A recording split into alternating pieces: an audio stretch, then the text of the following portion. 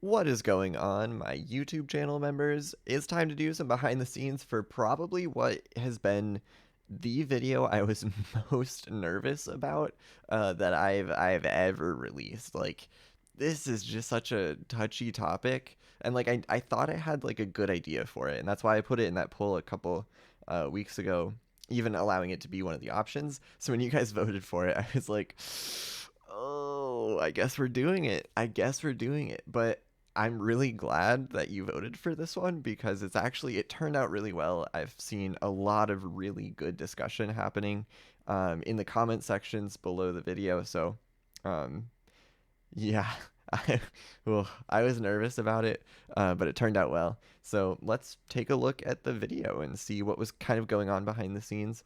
Take a look at some of the edits that went into it, and then also maybe some of the ideas. Starting with this one, this is probably one of my favorite quotes in the entire series. I'll just let it play.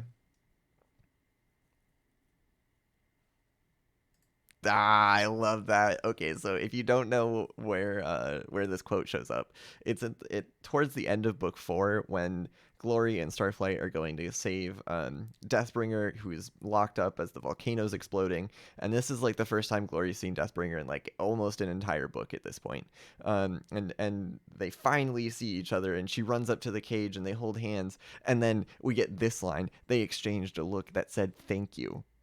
And a whole lot more. And I just love that so much. So I knew I had to open the video on this quote, just because it's such a good line. One thing you might notice with this is that the T is not the same as the rest of these, and that's because the image that I was using for this quote was sized and spaced properly, but the T that was here was a lowercase t, and I needed it to be an uppercase T, otherwise it just looks weird.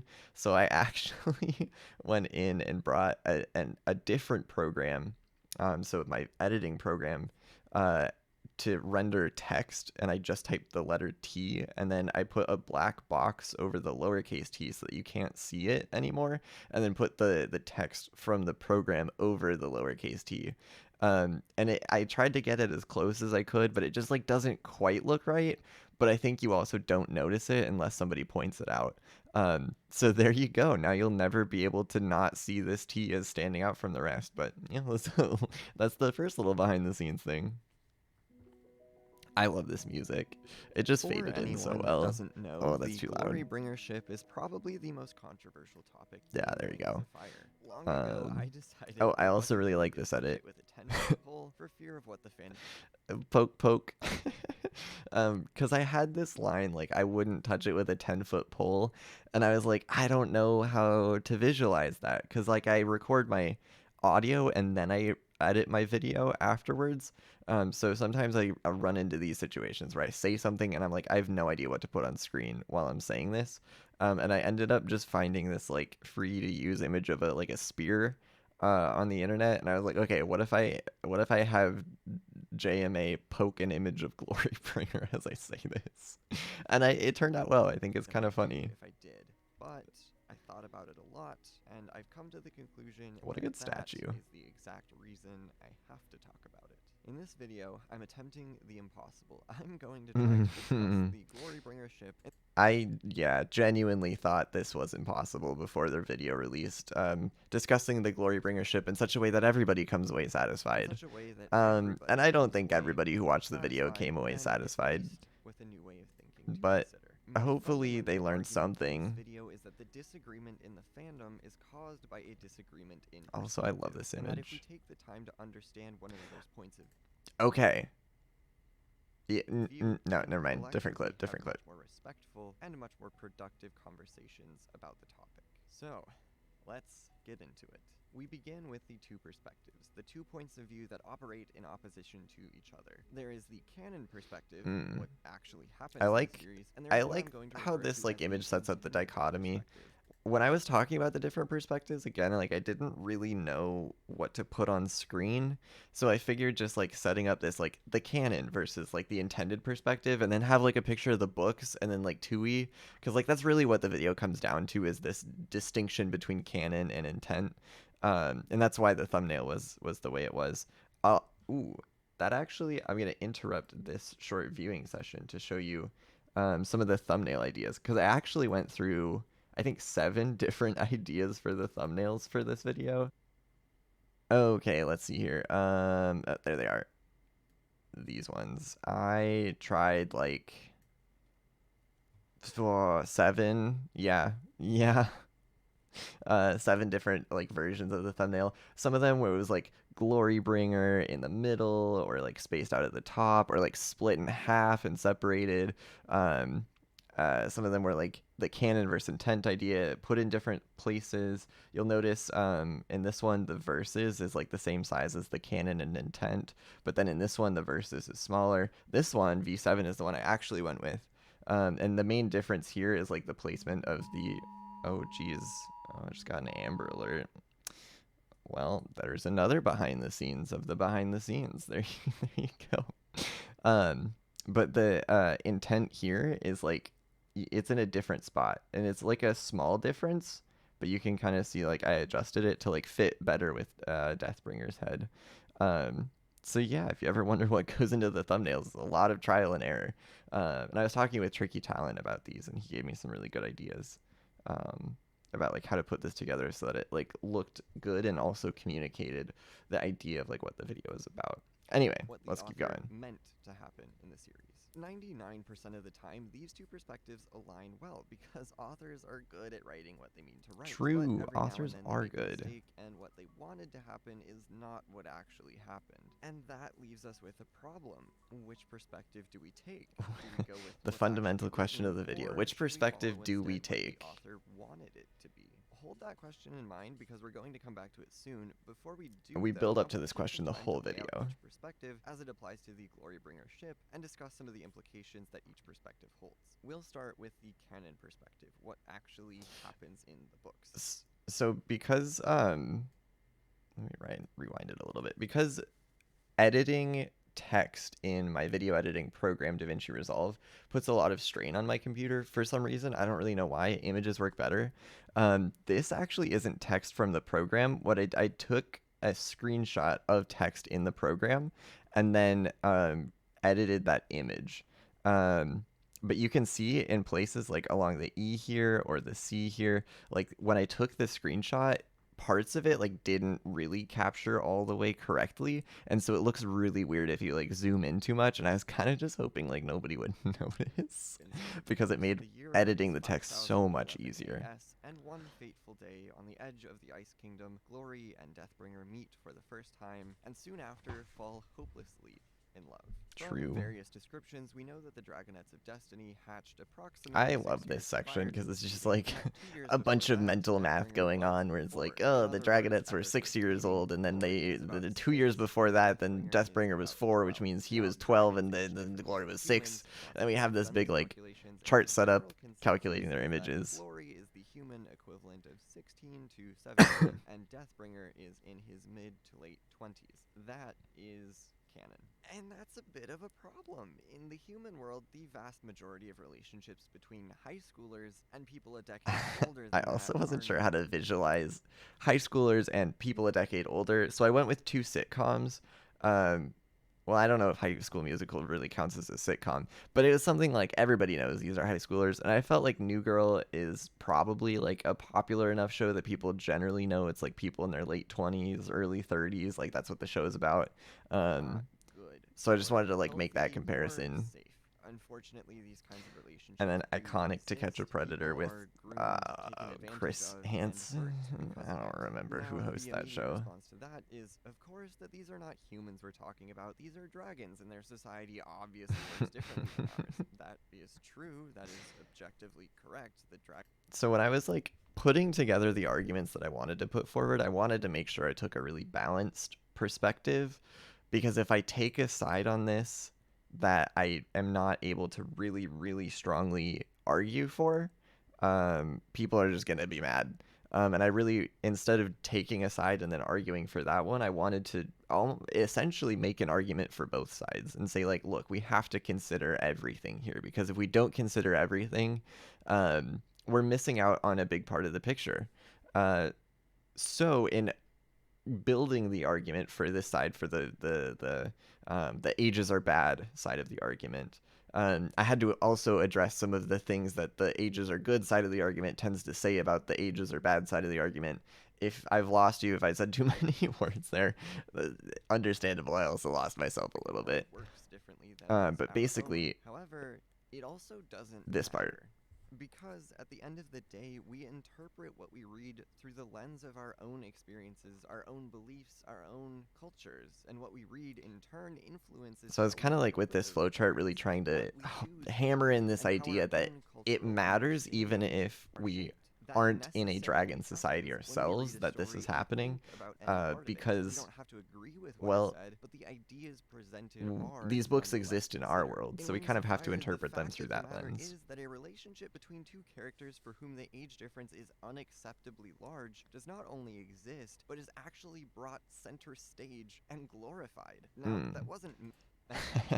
Okay, first of all, that was a really good pun. I didn't mean it. It just kind of happened, and I was like, oh, wait, that pun works too well to take out. But also with this background image, so there's like this... I don't think we'll be able to see it. But there's just like this stage, and then the image on top of the stage. And how I made the spotlight go in front of the image was... it was such a long process. I actually took the image and then edited out everything that wasn't part of these spotlights right here. So there's an image that I have on my computer that is just the light from the spotlights and nothing else. And then when I put this image here and I wanted to like make the spotlight shine on it, I have the background image behind it and then the Glorybringer image. And then on top of that, then I have the spotlight image. So we get like a three-dimensional kind of like the lights are shining on it effect. Now, a lot of effort, but I think it looks kind of cool. It accurately describes the relationship. At least in the first arc, it's also, this art was drawn by Numeraya, I believe, who also has a really good analysis of Glorybringer on YouTube. During those chapters, maybe for these two dragons in their dragon society, the relationship is fine. From the canon perspective, however, it doesn't matter if it works for these two specific characters, because the broader impact it serves is to normalize that which should not be normalized in the real It is world. Chris Hansen. That, at its I was core, right. is the issue the canon perspective implies. So now that we've established that, okay, so let's now look at the other perspective. If you notice here on these on these letters, because this is the actual text. This isn't an image of the text, because there didn't have to be any complicated edits with this one, so I was comfortable just rendering it without screenshotting. And you can see like there's not the edges, the issues with the edges that there were on the previous one. Intended perspective. To make a long point as succinctly as I can, Deathbringer isn't supposed to be as old as he is. Tui Sutherland, the author, wrote The Winglet Assassin, in which we get the clues that allow... An interesting thing, I've heard so many times that Tui has gone on record and said... I'm just going to pause this. Tui has gone on record and said that Deathbringer's age was a mistake. I've seen that so many places, and I actually had myself saying that in the original script, but then I spent like 2 or 3 hours like just searching the internet for the quote. Like, where did Tui say this? Was it in a Reddit AMA? Was it in like a live stream? Was it at like an event that was recorded or something? And I could not find it anywhere. So I ended up taking that out because I don't know if she actually said that. And I'm kind of glad I did, because a lot of the comments on the video have been about that. A lot of people have said, oh, Tui actually said blah, blah, blah, blah, blah. It was a mistake. But then other people are like, oh, do you know where she said that? And so far, nobody who has seen the video and commented on it, which is like almost 1,000 people at this point, nobody has been able to show where the heck that actually happened. Like, nobody knows. So I don't like I don't doubt that she said it, but I also don't know that she did. I like have no proof for it. So I think it's So I safe don't to know. assume that she hadn't planned the events of Assassin But while writing with Book that being 3. said, Perhaps all my most other tellingly, points here in Book stand. 4 he is described as a dragonette, which we know should only apply to dragons under about 7 years of age. That part is important, because it implies that while she was writing all of the scenes in which Glory and Deathbringer interact in Arc 1, she had a very different And I age think this is as the probably one character of the in most mind. important arguments I People make in the dislike the video. ship primarily because they see it as a representation of, well, grooming, basically. But at its core, the relationship was not written that way. The relationship wasn't written like that. That concern even became a consideration. To understand the intended perspective, then, we have to set aside what we know about the Also, fun just a fact, moment, and instead analyze both how of these characters were written images, before Glory and Deathbringer here, were drawn by Kenya Joy, who did a series of like character images with the characters in the circle. This isn't Deathbringer. This is actually an image of Darkstalker. But they hadn't drawn an image of Deathbringer, and nobody else has done an image of Deathbringer in a circle like this. And I wanted to have the style consistent, so I decided to use the picture of Darkstalker and just like not say anything about it.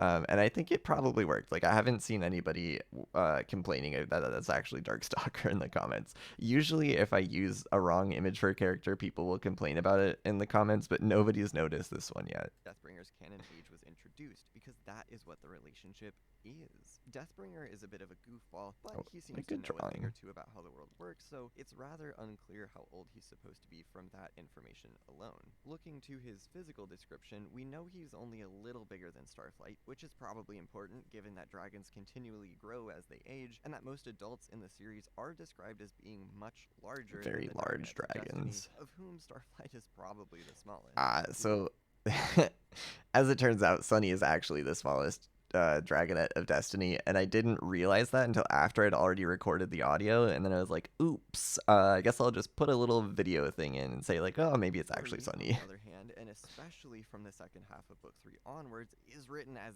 the most mature Dragonette of Destiny. In fact, she acts more mature than almost any other dragon in the series. From the moment she challenges the Rainwing Queens for the throne, I love this scene. Constantly putting others before herself. Glory's book was just so good. It's definitely one of my favorites. Calm confidence, and well, just look at any scene she interacts with Kinkajou in, and I mean any. Kinkaju's so funny here. Kinkaju's adopted mother in every way except title. Glory doesn't act like a normal 17-year-old, and Deathbringer isn't portrayed as a normal adult dragon. Again, as I said earlier, if we set aside what we know is a flawed canon for just a moment, the relationship between these two is just a relationship between two dragons who really look out for one another. I mean, he risks his life to save her in Book 3, and she, in turn, risks her life. This is the scene.